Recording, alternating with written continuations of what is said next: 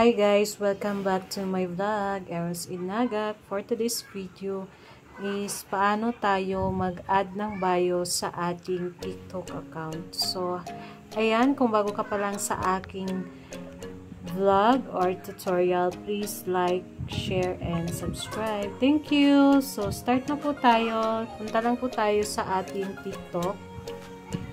Ayan, and then punta tayo sa ating profile. Ayan. So, meron kayong nakikitang second account. So, yan po yung nakalagay sa bio ko. And, kung gusto nating didagdag, punta lang tayo sa ating edit profile. Ayan. So, punta lang tayo sa ating bio.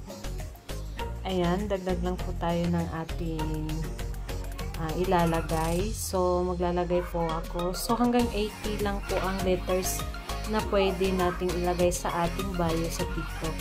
So, lagyan ko ng vlogger,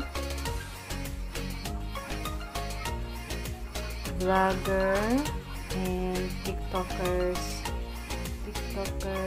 Philippines.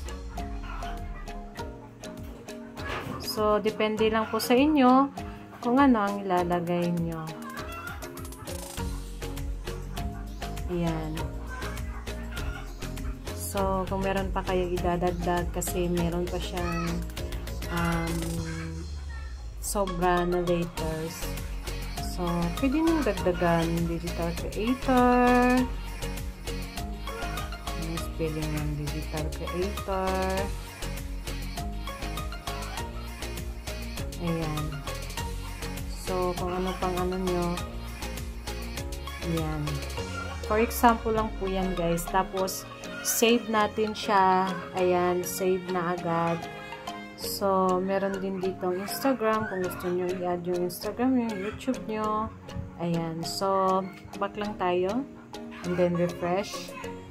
Ayan. So, makikita natin ang ating bio na nilagay natin. So, ayan lang po guys. Thank you for watching and please don't forget to subscribe. Thank you. Bye.